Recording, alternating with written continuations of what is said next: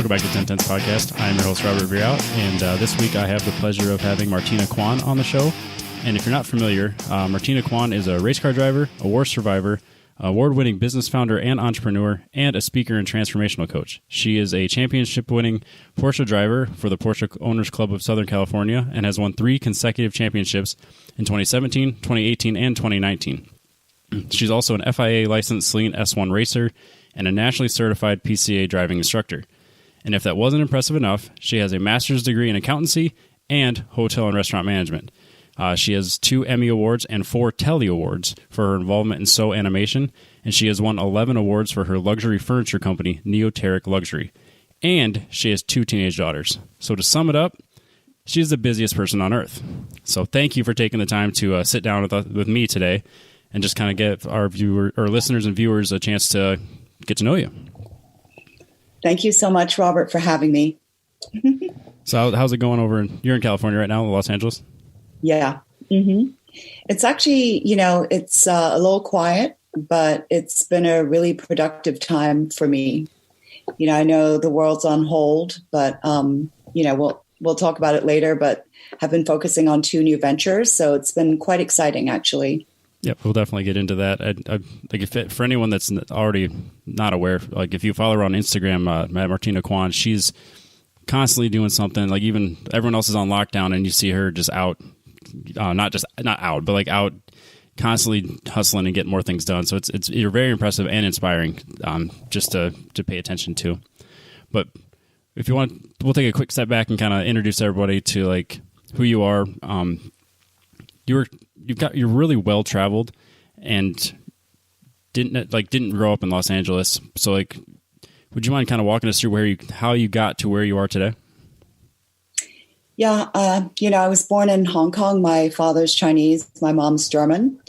And so we moved around a lot as children. My stepfather was Lebanese, so we moved to Beirut, Lebanon as an 8-year-old and had to leave there after the war started.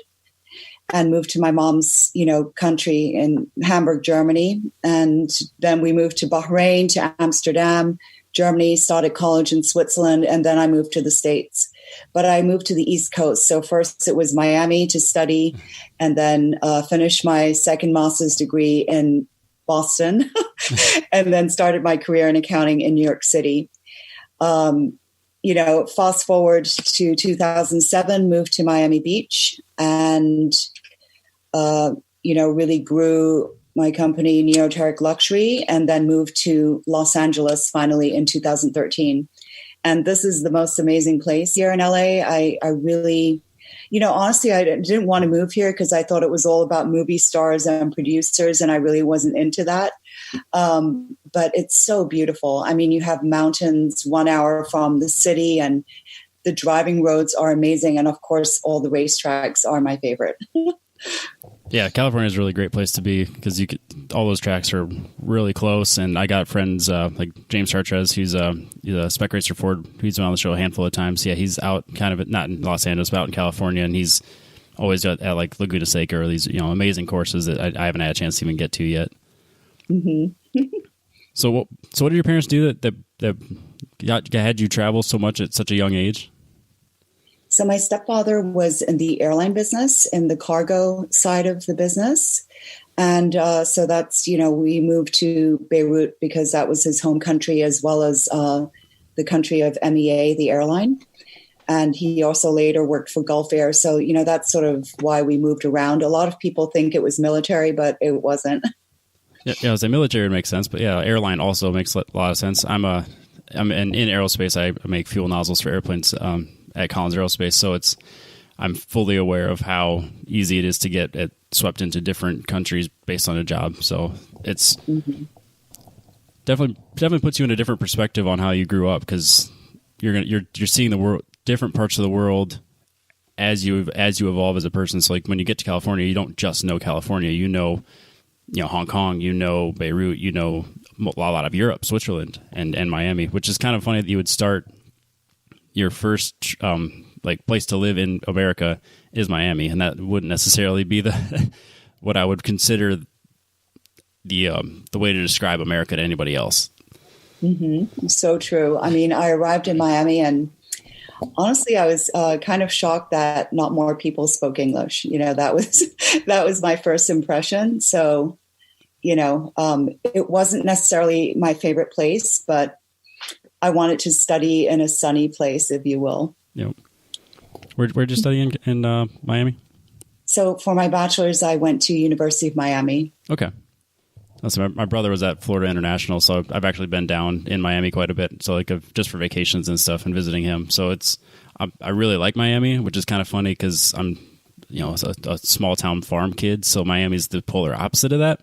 But I love the ocean. I love the beaches. So Miami is a great place for me to visit. But so it's a cool place to live. Yeah, I would definitely, I hope that Formula One goes there. I mean, that would be amazing. Yeah, I would have to make that trip. I think just to see it. Yeah.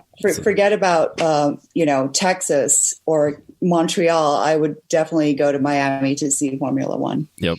Let's hope that once everything's back in order and they can kind of jump through all the hoops that is the local government beyond COVID and stuff like that, they can actually get it in place. Because I think that'd be a really, really unique setup, and it looks like it would be successful. Mm-hmm. So have you always been into motorsports, or like moving around, I guess, was your family into motorsports as well? Or is this kind of a new thing for you? New-ish thing? No, I mean, no, not at all. I mean, I spent my childhood in cities, and we didn't even, in a lot of cases, drive cars. So, and my parents weren't really into motorsports. I did, my father did like Porsche and Mercedes-Benz, but myself, I didn't really get into it until I came to California. So my company had sponsored a track event in Colorado with Benjamin West, and it was at Pikes Peak International Raceway. And that started in 2011, and it really piqued my interest. But at the same time, I was a businesswoman and a mom, and I wasn't going to be a race car driver. So I did start going to Porsche Owners Club about 5 years ago, track day here, track day there, but nothing too serious until the end of 2016. Right. So were you always kind of an adrenaline junkie as what, or like, what I guess what led you to that first track day? Well, I've always loved horses. So 1 horsepower has always been my favorite and still is my favorite animal. So I love galloping fast on trail rides. I don't really like the structured, show jumping and all that stuff. I just like running, on, mowed down cornfields kind of thing. And then in Switzerland, when I went to the American College of Switzerland, I started skiing, and that was my favorite. So 2 favorite sports, horseback riding and snow skiing. So I would say they're probably somewhat adrenaline junkie-esque sports. No, that makes sense. I think I grew up always into skating and always was trying to get better at that, but then the injuries kind of caught up to not really worth it anymore. And then with age comes a cage, apparently. So I always was into cars and kind of gravitated towards racing in general. So the more I got into it, the more I've gotten into like time trials, and then hopefully get into wheel here probably the next year or 2. So that's so cool. Yep. Yeah, it's so addictive, isn't it? Oh man, it's really the best sport, the most addictive sport I've ever tried. I love it. It's just something that is, once it gets in your blood, it just doesn't leave. Yep. Yeah, because your first track day was, what year was that? I think, well, aside from the one in Colorado, I believe it was January in 2015, maybe, with the Porsche Owners Club, and just driving up from LA up to Streets of Willow at Willow Springs was incredible. I mean, just driving up the hill in my Porsche 911, it just felt like all my problems were falling behind me. And arriving at the desert racetrack was just an experience I'll never forget. Yeah, even before you get there, it's already changing you. Like it's the whole trip already. Yeah, it's the preparation, getting all your stuff together, and then at first, I mean, silly me, I would stop at the 76 station here near the highway and get racing fuel here. Now I just wait till the racetrack. Why waste the money, right? Yep. So I guess from that track day, did it evolve relatively quickly? Because you went from your first track day to now a 3-time champion to now doing wheel to wheel as well. I mean, was it just like as soon as that first hit, it was like, okay, I got to go to the next track day. I got to know the next track day, and then just like weekend after weekend type thing, or? Well, no. I mean, I wanted to go to the next track day. I was already addicted, but it wasn't really a reality for me. So here and there in 2015, I went to a track day. And then in 2016, the first half was pretty busy with business trips to Dubai and Abu Dhabi. So I didn't really focus too much on it. And the other thing was that my Porsche 911 was also my street car. So I didn't want to hurt it. So, I think you really have to be willing to let go of the car in order to get better. So by the end of 16, I was ready. I started buying track insurance, and I was like, I don't care what happens to the car. I just want to drive faster. Yep. That took a long time for me to get over, because I started in 2007 when I bought the car. I was into like show cars, and I wanted it to be perfect, and I wanted to build it and have it be just pristine. And then if anything was wrong, like I finished painting the car, and I brought the hood into the garage with the car, and the first thing I did was scratch the fender with the hood, and I had to go back and fix it the very next day. Very much not the case anymore. Whereas like the more you get into racing, then the more you get serious about it, the less you really care about the little details of the car. So I've noticed that for sure, because like once in the last year or two, I've been able to really like, okay, well, you have to be willing to be uncomfortable. You have to be willing to take that risk. If the car gets stuffed into a wall, that's part of it. And that took me quite a while to get my head around. It's so true. I mean, I remember the first track days, I would bring all sorts of tape and like cover my car to protect it. And now it's like, great. The more pebbles on it, the better, because they're kind of like war scars in my mind. Yep. And then what was your first car that really threw you down this path? The Porsche 911. I was living in Miami Beach at the time, and it was 2011, and I was finally able to afford my dream car, which was at the time a 911. So, but more importantly, that car I've converted to a full-on race car, and it's sort of accompanied me on reclaiming my own identity. So that car means the most to me. I mean, I a year and a half ago also bought then my next dream car, which was a Porsche GT3 RS. That's a very nice one. Amazing, so powerful, incredible, but you can't really open it up on the streets of LA without worrying about getting a speeding ticket. So I didn't really see the point in keeping it. So the Porsche 911 has meant the most to me. I also have a what I call Snooze Fest. He's a Cayenne S. So, not too fun, but practical. Yeah. a daily driver. It gets the job done. Yeah. So is it Porsche or nothing for you, or is that just happened to be where you ended up? Actually, I mean, like I said, I'm a Formula One fan, and I'm a Mercedes AMG Petronas fan for Formula One. And so about 2 years ago, Dwayne DeMent and I went in on Mercedes AMG Black Series CLK 63 race car. So That's incredible. I mean, it's I call it Dust Beast because it's so powerful. It sounds amazing. And so hopefully later this year, we'll both.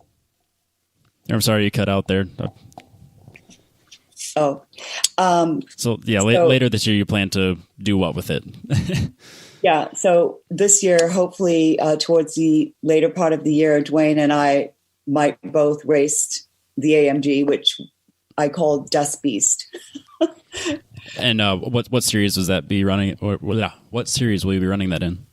It would be in the Porsche Owners Club in the GT2 class. But I also have another race car in mind for later this year. Are you keeping that under wraps?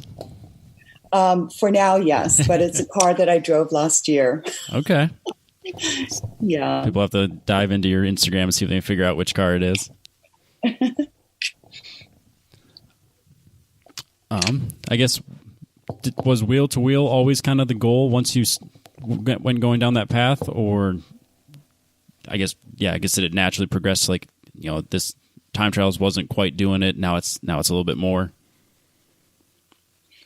Yeah, definitely. So in September of 2016, I went to Dubai on one of the business trips, and I rode a horse in the desert there. And that's when I said, I'm going to name my car Fire Horse, and I'm going to become a race car driver. So being a race car driver means racing wheel to wheel. So yes, that was ultimately the goal. And I'm amazed. I mean, it's been an incredible past 3.5 years, the best in my life. Really, really fun. I believe it. Now, when you come back from your horse ride in the desert, what's your first step? Do you go to get a coach? Do you go to like a school? Or I guess, how did you go about making that happen? So what's great about the Porsche Owners Club is that it's a very systematic system where you start in performance driving series and you get instructors assigned to you for the whole weekend when you go. And then you graduate to time trial.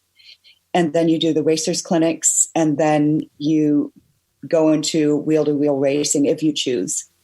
So I was lucky enough to have the best instructor. The chief driving instructor of POC is Dwayne Dement, who happens to now also be the love of my life. And we're going to co-found a racing school in the ensuing next months. But yeah, so I was lucky enough to be coached by him, and he's an incredible race car driver. I mean, he knows Porsches inside and out. He owns Vision Motorsports and has been in Porsches for 40 years. So he has a very, very specific style. And I respond to it. It's kind of the tough love race coach style. If I know that when we get out of the car and he doesn't say anything, it's kind of like silent but deadly. you made a mistake. Like, oh shit, what did I do? But it really makes you think. So his driving style is very Zen-like, and he's definitely a huge inspiration to me, both on the track and off. Yeah, I can definitely tell by the way you talk about him. There's definitely more to it than just the racing, obviously. And then how did you get set up with Celine S1? The Celine S1 Cup, I think is what it's called, right? Yes. So about a little over a year ago at Cars and Copters in Huntington Beach, I was there with my Silver Bullet GT3 RS. And I was approached by Gabrielle Kajinger, who used to be the former technical director of FIA, and Diane Esprit of Celine. And they presented me with the Celine S1 Cup program. And honestly, I wasn't in a position to invest that much money, almost $500,000, yeah, into a season. And as we talked further, they decided to fully sponsor me for the season. Oh my gosh, that's incredible. So it was really incredible. I mean, I thank Steve Celine and Gabrielle. I'll never forget this experience and that they believed in me. It was really, truly, I mean, I couldn't believe they were talking to me, honestly. I was like, are you really talking to me when they approached me? So I'm very thankful and grateful. I know it's very unusual to have that opportunity. Yeah, that's an amazing opportunity. And how many races did you end up running with? Like the whole season, or just a few? Yeah, so I participated in all 7 races. It started in Portland. Then we went to Watkins Glen, Road America, and we had our season finale at Las Vegas Motor Speedway. Oh, very nice. How did you end up doing? Not bad. I mean, I podiumed twice in 7 races, so I was really, really pretty pleased with that because, I mean, all the other drivers, I mean, have been in go-karts since they were children.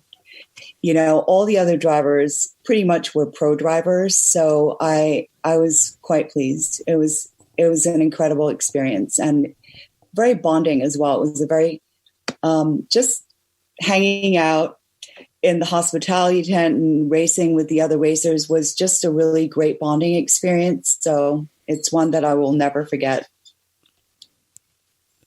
I say that's a really unique car. Like I got the stats here. It's a 2,600 pound, 450 horsepower, 2.5 liter twin turbo 4-cylinder with a carbon fiber body, and obviously not quite the same setup as a Porsche. Was making that transition to that car just a learning experience, or like was it more natural? Or I guess my question would be comparing it to Fire Horse. Did I get that right? Yeah. Comparing it to your Porsche. What was it like to make that transition? Oh my gosh. I mean, I love Porsche, but Fire Horse is totally sluggish compared to the Celine S1. And, you know, the Celine S1, because, you know, at first I remember getting into the car for the first time about 1 year ago to this day at Thermal, and being really scared. I mean, paralyzed with fear. And, you know, this is something I haven't admitted before, but basically, you know, we were supposed to drive just around the parking lot. We weren't going on the big track. I was so afraid that I was running over cones. And I was hoping as I got back out of the car that nobody noticed. You know, I was like all nonchalant, like, okay, I got this, you know. Nailed it. But, you know, it wasn't.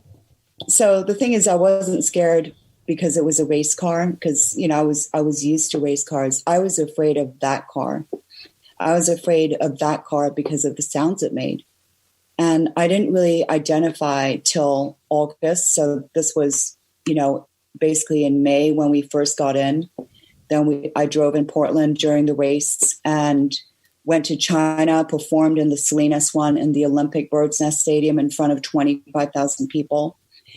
But it wasn't until August 15th on a morning, it was leading up to Watkins Glen. And I mean, I was like, shit, you really have to get a handle on this car. What the hell is the problem with you not being able to get into this car?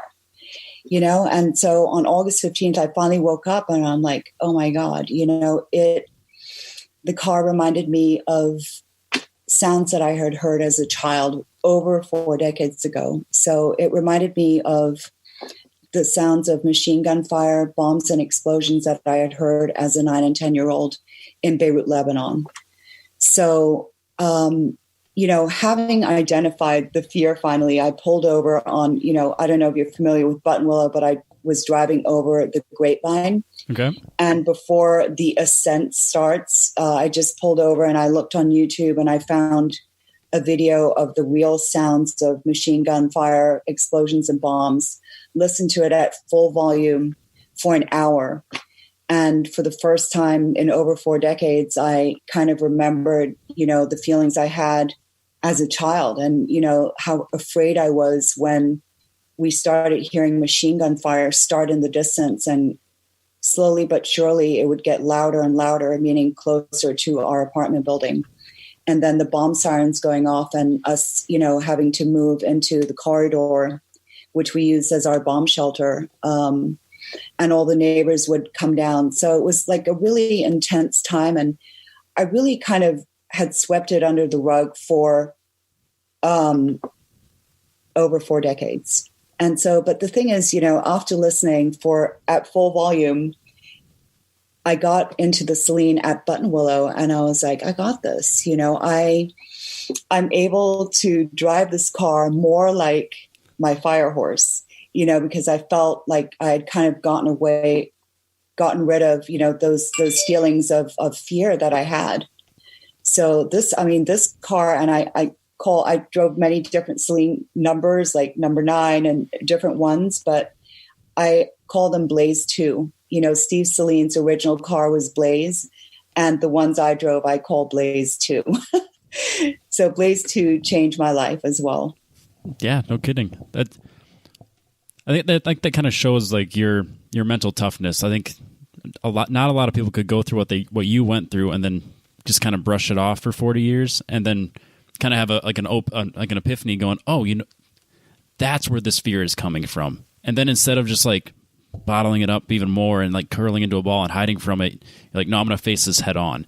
And then you play machine gun fire and force yourself to go through it and then actually relive it rather. And then not necessarily get over it, because that's not necessarily how that PTSD works, but like get to a point where you can control your feelings about it. And I think that says a lot about you as a strong person. Thank you. It was really the scariest, most challenging, but also most thrilling experience of my life, driving that car. And I don't think I've 100% gotten over it. And I would love the opportunity to drive the car again and just fully conquer it. I like that attitude about it. I feel like that's such an underappreciated and unknown car. So like the Celine S7 came out and everyone knows about that car, but then like the S1 comes out and there's like a whole Cup series around it, and it's less than $100,000 for the car that you could buy, and it's a super awesome car, and it's just not out there. So I think it's awesome that you got a chance to drive it and then have it change your life in such a way like that. So yeah, I'm very jealous that you got to drive that car and then race it, of course. Thank you. And then, I kind of talked about how I'm impressed with your mental toughness. But do you think because you weren't someone that started in karts at a young age, that like me, you kind of got into racing it a little bit later in life? Does that change your approach at all on how you I don't know, get better quickly? I guess, for lack of a better way of asking. Well, because I think there's nothing compared to seat time. And so there's a lot of catch up to do with, kids who've had the experience in go-karts and racing for years and years. But I think it's all about your focus and determination in wanting to become successful, and you have to put in the time. So, I haven't stopped since November of 2016. It almost has to become an obsession. I'm super competitive. So, and growing up being half Chinese and half German, being number 2 is not really an option. Nope. So, you kind of have to force yourself to get better and get better. And I couldn't have done it either without Dwayne DeMent. So, with the tough love coaching approach. Yeah, but there's a lot of, you have to spend so many hours. I spent hundreds of hours on the simulator trying to prepare myself for the Celine races. And my hands were like so sore by the end of the season. That actually is my next question, is like, how much sim racing do you do? Like, are you into sim racing? I actually ended up buying the simulator last summer. I think it's very useful to learn the racetracks. I think it's really amazing for that. The realism is astounding. And so I started at Base 51, and they have those mega, I think it's a CSX motion. Oh. And Renee Villeneuve was my coach at Base 51. And it was really useful getting to know the track. So when I arrived at Portland, it was like, wow, I've been here. I know every inch of this track, but it's not real. The thing with sim racing is that it's not real. And so you're like, wow, man, I'm getting great times on the sim. And then you get in the real race car and it's like, oh shit, So, you know, I haven't really participated in a lot of, iRacing races. And I think it's actually so different from racing that people who've never been in a race car really need to be careful, because there are so many differences between the sim and real life that it could fool you into thinking that you're a race car driver, but you're not. If you drive the real thing, you're a race car driver. If you drive a sim, you're playing a game. Finished. Yep. Well, a good example is, and it's kind of my go-to, because last year I spent a bunch of time in R Factor learning Gateway in St. Louis. I was so confident. I was real comfortable. Put down a really, for me, it'd be a really fast time, like a minute 8 something. And that was in practice. And then I go out for the first time session in time trials, and I put it into the wall.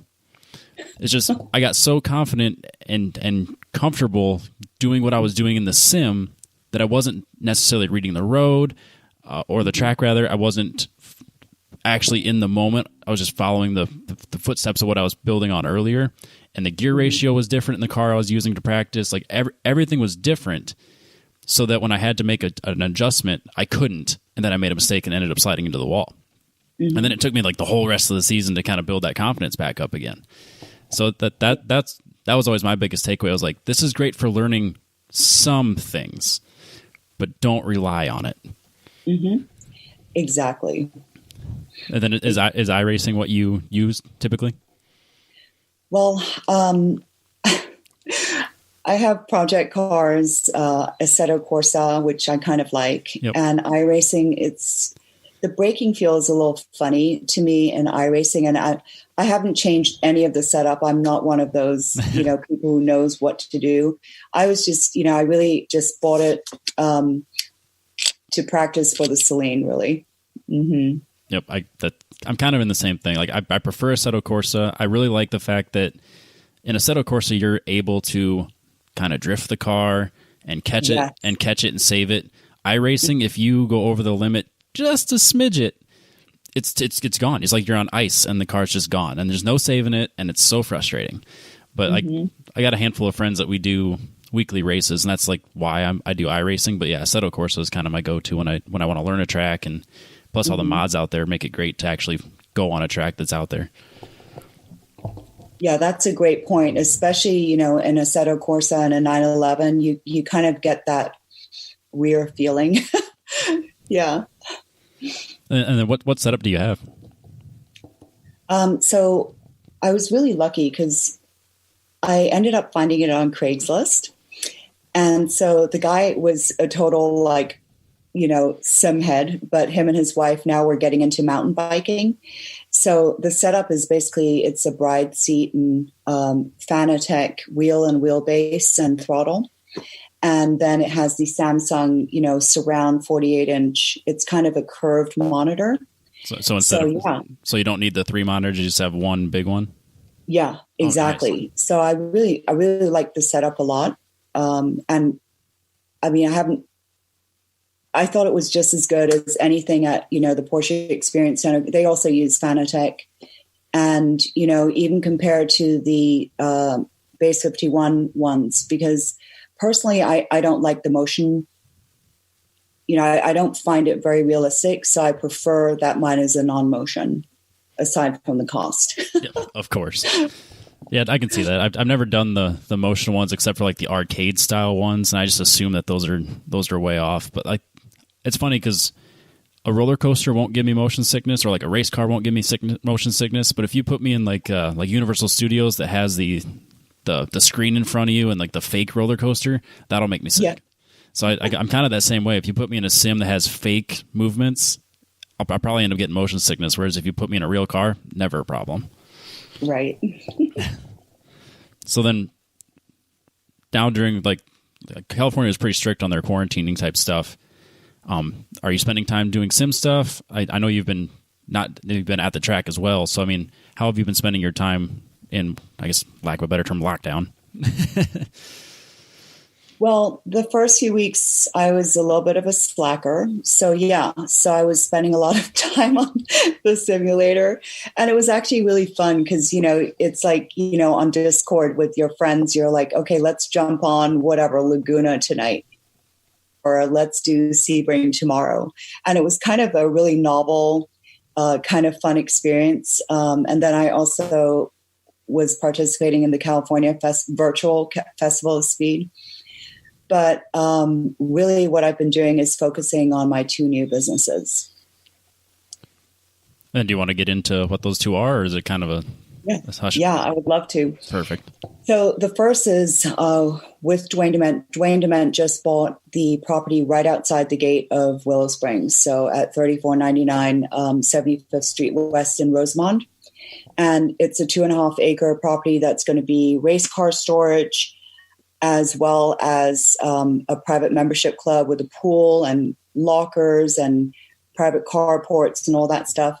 And that's where we're going to co-found the new racing school, high performance driving academy, as well as have teen car control clinics there. So that's something I'm pretty passionate about. All three of the components to racing school, driving academy and teen car control. But because I have two teenage daughters about to drive, I'm really excited about that. As well as, the racing school, because I think, what's really important when you want to become licensed as a race car driver is not only learning the craft of driving, but the way you need to comport yourself at the racetrack, the way you need to behave and represent your team. And so, we see a lot of people who have the red mist and, crash in turn one and, so all these things are going to be covered in the racing schools so that hopefully the people who are licensed through us will be extremely professional, because that's what you need to be. If you want to be a race car driver, you need to show up and represent your team in a professional manner and represent them professionally on social media as well. So, and the driving academy, it's not just, all of this is not just focused on Porsche drivers. It's any race car drivers are welcome, so we plan on working with dealerships like Aston Martin, McLaren, Lamborghini to have their customers come and be entertained at the club and participate in the driving academies. So I'm really, really excited about the new venture. The teen car control is going to start at the end of June. And, throughout the summer vacation and any vacations throughout the school year. And I see a really great need for it because, seeing how the kids drive once summer begins, it's pretty scary. Yep. Yeah, we do something very similar here locally with the SCCA, the street survival class, and I assume it's very similar. Like they'll put them on like a wet skid pad and let them go, and basically put them in situations that you would never get in driver's ed. So there's an extreme need for that, in my opinion. Yeah. Yeah, we've talked on the show many times that it's too easy to get a driver's license in America. Like they just give it to everybody. But no one really has that driver's skill, and like street survival and like your performance academy, those there's a definite need for that, and more people should be doing that. Yeah, and the other thing I want to focus on is having more women's track days, because I think that women feel more comfortable when it's just women there, and as well as a female instructors. And they feel more comfortable. It's still a very, very male-dominated sport.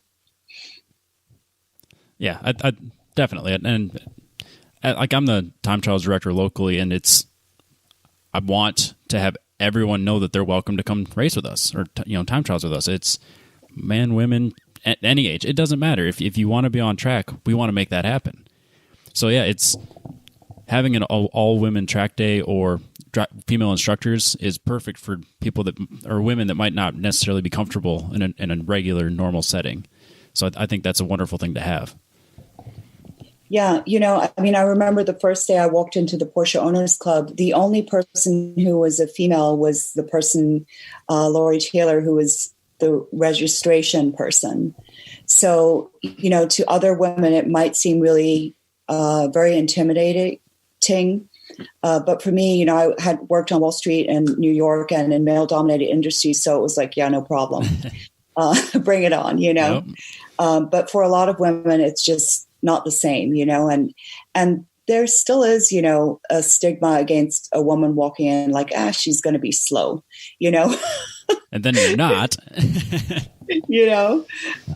And honestly, usually it is the case at first. If you have a lot of there are some male and female couples, usually the female is slower.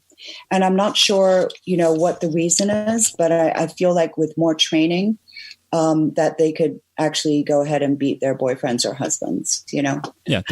There's no biological reason that a man is faster than a woman in a car. Like it's just, anybody could be just as fast in a car. It's about getting comfortable and practice and just knowing the limits of the car. And anybody can learn that. So yeah. I think that's it's a misconception to think that the men are faster. It's like, no, they just happen to have gotten into the sport at a different time in their life. And you've proven that with your championships 3 years in a row. It doesn't matter if you're a man or a woman. A good driver is a good driver. Mm-hmm. And then I guess I kind of wanted to touch on it, but have you ever had to deal with that like prejudices or anything like that while you got into racing? I mean, I think, like I said, when, it actually works to your advantage, because when you walk into a room, they think you're a woman and they have nothing to be worried about. So, you can kind of be a little stealth about things, which is quite fun, because then at the end of the day, it's like, okay, but I remember one of my most serious competitors in the M4 class one day at the end of the day said, oh, yeah, he was telling his friends, I beat all the guys, but he didn't beat the woman, me. So, and some other things like I remember when I was driving my car in 2017 in stock, and one day morning I arrived back at the track and there are 3 guys looking underneath my car. And I'm like, oh, okay, this will be good. Checking to see whether I'm cheating or whatnot, which I would not do. Of course not. Well, I'm glad to hear that it's not anything egregious. I mean, that's one of those things, like you hear ridiculous stories in the past of like someone that's, a woman will come in and then they get treated way differently. And I again, as a time trials director, I'm trying to find ways to make sure that everyone knows that any event that I'm involved in is totally inclusive to anybody. So it's just one of those things, like I want to be aware of things to be keep an eye out on and make sure that we are better than that. Mm-hmm. I did want to mention, so when I started joining different sim racing groups, they kind of dismiss you at first because you're a woman as well, I found.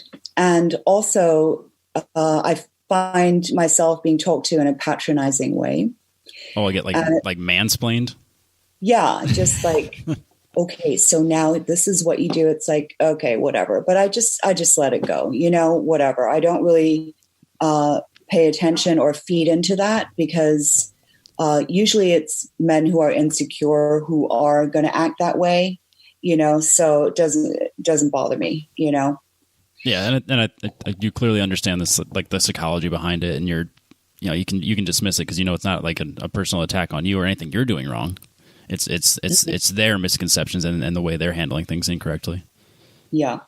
No, I've found that like online gaming too is like the underbelly of society. So like anyone that has a mic playing online video games, you can it's usually not for anything good.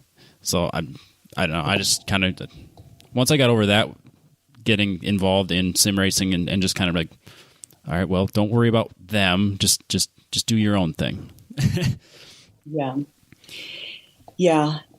I mean, again, my passion is to helping women and kind of, because, I have heard from other professional female racers that at IMSA and some of the other events that some comments were made that were really chauvinistic, and again, I would have to say that it's from guys who are insecure about the fact that maybe they're going to be beaten by a woman, so it's really unnecessary, but it just shows their own immaturity, but that's why, one of my greatest things about or intentions about doing what I'm doing is inspiring women and girls, wherever they are in the world.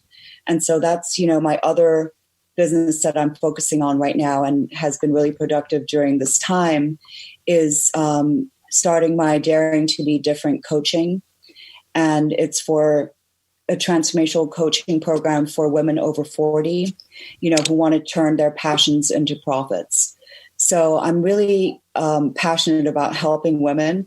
And I find that there's, in some women's groups, actually, it's a little catty, and I believe that amongst women, there's still some jealousies and cattiness, which is unfortunate because I think that there's room for everyone. And I want to lift up other women and help them achieve, be the best that they can be, no matter what it is, whether it's in race coaching or transformational coaching. So I find that there's room for everyone and that we should be more, give more accolades to other people, So it's something that I really want to do now is inspire. Is that involved with the, I saw you had a Facebook group, Fearless Female Entrepreneurs Group. Is that what that is? Yeah. So, I started that a week and a half ago, and it's the Fearless Female Entrepreneurs 40 plus group, and it's for women only. And I just find that, with a women's group and for my coaching as well, we're going to be able to be more honest with each other, whether it comes to relationships, business, whatever it is, without it's kind of being in an all girls school versus a co-ed school. You don't have, a lot of like STEM programs now are focused on girls only schools because it allows you to flourish in an environment that you might not be able to with the general public being there. Well, that's good. I'm assuming it's been a positive reception and that you're growing already, which in a week and a half is very impressive. Thank you. Yeah, it's I love starting new things. It's actually one of my favorite things is starting new businesses and driving them to success. It's a big challenge. It takes a lot of time, but type A, I like it. Yep. And you're very good at it. It sounds, because not a lot of people could have the resume that you have and have multiple Emmys, multiple Tellys, awards for furniture design. It's all across the board, and it just shows that you could be successful at anything you put your mind to and focus on. And I assume that type of mentality is shown in, I guess, for these your entrepreneurs group and business. Is that like seminars? I guess what does that look like? So for the women's group, the group itself is just open and general. It's not for my coaching clients. My coaching clients are part of a different group. And what it is, it's basically a 10-week, 10-module program where I help them with everything from mindset to one-on-one coaching to many different areas of getting their own programs online. Including how to get podcasts and how to get speaking gigs, the whole gamut. And once a week, we have a question and answer session on Facebook. And so, we're able to go through whatever problems they're having with, the different statements that they're writing, et cetera.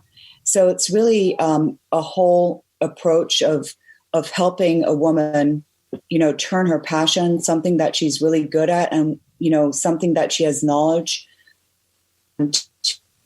to becoming successful. So yeah, I'm really excited about it. That's awesome. I'm glad that it's taking off so quickly and that it's going so well. I think that it shows that there are passionate women out there and women that want to be in the position that you're in or something similar. I guess, and kind of to take that to focus like on automotive or racing.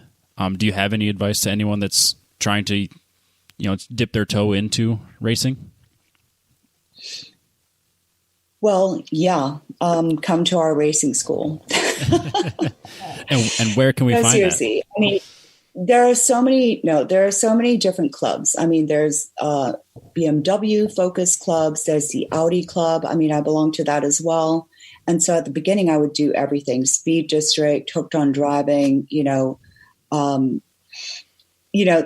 They have, it's unlimited, right? So, but the one that I would really recommend if you want a systematic approach, that is Porsche Owners Club. But also, the Racing School and Performance Driving Academy that we're starting, which will be starting towards the end of the summer. So whatever it is, make sure it's an instructor who is knowledgeable, is patient, really knows how to show you everything, in the car, as well as go over the track maps with you and sort of the ins and outs of what is it? What's the first step that you do? Where do you go when you get to the track? Everything from step 1 through, A through Z. So there are plenty of qualified instructors out there, but just make sure it's the right one for you. Everyone, has a different style. Yeah, that makes sense. And I guess I didn't realize how involved the Porsche Club, coachings really are. You get paired up. Is it paired up one-on-one throughout the whole weekend, or how does that work? Yeah. So, you get paired up with an instructor, and so you get them for if you sign up for Saturday and Sunday, you typically get that same instructor both days.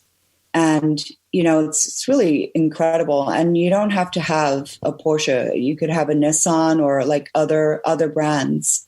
It's not just Porsche exclusive. That's good to know. And then do you guys do like ride-alongs with them, or is it more coaching from like different corners of the track? Well, right now, I guess, yeah, during social distancing, yep. We can't get in the car, but usually it's in the car. And what I like to do is, after I get out of the car, well, before and after, to go over the track and, really be quite detailed on, how to approach. If it's Willow Springs, it's completely different from Streets of Willow, Button Willow Auto Club Speedway. And, also look at the car that they're driving, make sure that it's safe and that the brakes are sufficient.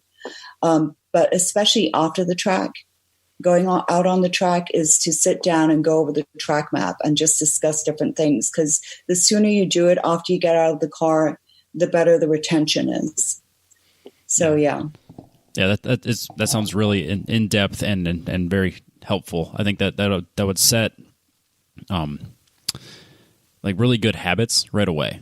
So like if someone's coming in and they don't know what they're doing necessarily, and then they go and have you as a coach, it'd be, you walk them through starting at as soon as you get here, here's what we do. And then here's what you do on track. And then as soon as you get off track, here's the track map. Here's your notes. And it's those types of things getting ingrained right off the bat is priceless. I mean, that's and then you don't have to fight trying to fix things later. So that's really good. Yeah, and I'm pretty competitive, as I said. So if I find that one of my students is promising, then I'll take my AIM data logger with me in their car. And, I'm really intent on them improving every session so that they win first place at the end of the day. Is that based on like fastest time, or is that most improved?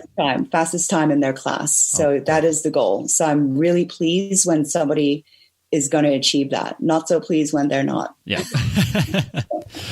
So you take that tough love approach as well with your coaching? Definitely. I think it works. I don't think people need to be coddled. If you want to perform. Don't make excuses. Just do it. There's no time to waste. Yep. And that's how I feel about coaching in general. This is not about chit chat. It's about getting you somewhere, and fast. Yep. You have a goal. Let's get there. Yeah. I'm picturing you with the coffee mug. I've seen it like a million times. It says, "No one cares, work harder." I feel like that's something you would have. Yeah, it's pretty Germanic. Yeah. Mm-hmm. Well, I guess we can kind of start wrapping this up. Do you have anything planned for 2020? I know now everything's kind of pushed out. Is there anything currently planned, or has anything been pushed out to 2021 that you have your intent on doing? Well, I was invited to speak on a Porsche panel at Goodwood Festival of Speed, which now, of course, we know has been postponed, and possibly to drive in a celebrity rally that starts in London, goes to the West Coast, and then heads to Las Vegas. So that's also been postponed till 2021. And in terms of, aside from starting the racing school and the transformational coaching, I plan on being back in the race car, hopefully in a GT2 towards the later part of this year. Well, it's awesome, and good luck with that. There's one question I had that's lingering. It's one of those things that I'm kind of self-serving. But for you, what's your typical like pre-race ritual, I guess, for lack of a better term? So I like to be early, not on time, but early to the grid. I think it shows preparation, maturity, and I believe it's necessary to be successful is to be early. And so you can just relax in the car and prepare yourself mentally. And then the other thing that I typically do is I blow into my hand 3 times really hard to like kind of get the energy out. I pretty much do that every time. And then I also think to myself, I remind myself that I want to do what Bruce Lee used to do, and that is be like water, and be really smooth around the track. And it's something that I've observed the way Dwayne DeMent drives, and that's what I try and talk to myself. I do talk to myself. Sometimes I'll shout like on the track, like Yep. left, like throttle, like just like do it, Well, yeah. I mean, that's got to help you stay focused. I mean, that's in my eyes, that's really good, because I just finished the Ross Bentley 30-day, I can't think what it's called, like focus, basically. So like his pre-race prep thing would be like cross crawls, where you're hitting your right knee with your left hand, and then switch to your right hand to your left knee and go back and forth and just kind of get centered. And then you got your trigger word if you notice that you're losing focus. So like right now, mine is I'm ready. It's just one of those things. Just like, if I see that I'm noticing myself going, like my brain's going over here, and I'm like, well, the turn's over there. What are you doing? I'm ready. I'm ready for this turn. I'm ready to take it. So I think even if you haven't taken that course or followed his like lead, you clearly are already doing that.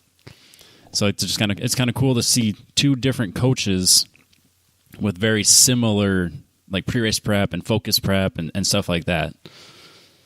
Yeah. And, Ross Bentley is amazing. And, I have to say last year for Watkins Glen and Road America, I bought his track walks. So useful. I mean, incredible. And then he also has his live Q&As, and we're hoping to have him at the new racing school as guest appearance for sure. He's incredible and inspiration to all, and a really great teacher. Yeah. We had him on the show years ago when he first started his podcast. We were shortly into ours, and he reached out to us, and I'm like, we're nobodies, and you're like the best coach ever. So of course we'll do it. I don't know why you're talking to us. And it was just so incredible that he would want to talk to us and took the time to do an interview. And I've been a huge fan. I've read his books. I've, any like webinars and stuff like that. So, I mean, I'm at that point in my racing is that I know all the things I should be doing, and now I need to actually put it in action, and that's where it's like a really frustrating time, because I know everything I'm doing wrong, which is a lot. but yeah, he's helped me really see the proper ways of going about things. Mm-hmm. But yeah, so yeah, if you're following that mentality in your racing school, I think you'll be extremely successful, and I think you'll have a line out the door of people just waiting to get in. So I wish you the best, and I expect it to be extremely successful. Thank you so much for having me. This was really entertaining. A wonderful way to spend a COVID-19 afternoon, right? Yeah, this was perfect, and I'm glad we were finally able to sit down and get a chance to do it. I've been meaning to reach out to you for actually quite a while, and then this all hit, and we've been trying to get interviews in, and this really worked out. And I know this would have been hard to get into your schedule, so it worked out really well. Yeah, thank you. It's an honor to be here, Robert. Well, I appreciate your time. I won't take up any more. I'm using every second of 1 hour. So I promised you an hour, and we're using every second of it. Well, thank you, and I hope you enjoy the rest of your night. Okay, thank you so much. Nice. See ya. All right, that's our show. Again, we want to thank Martina for coming on. This was a long time coming. I've been really looking forward to this for quite some time, so I was really happy to get a chance to sit down and take advantage of the fact that everyone's locked down. If you want to reach out to her, you can find her on Instagram at Martina Kwan, otherwise martinakwon.com. And be sure to keep an eye out for the High Speed Academy that she's opening up this year. And you can also, if you're a woman over 40, which I know there's probably not a lot listening that are, but if you are, head over to her Facebook group. Otherwise, there's a link to it off of her Facebook or her website at martinakwon.com. As always, you can find us on YouTube, Facebook, or anywhere you find podcasts, 10 Tenths Podcast. And then if you're looking for our articles and our weekly updates, head over to tracktune.com and hit on the podcast link. We'll catch you guys next week.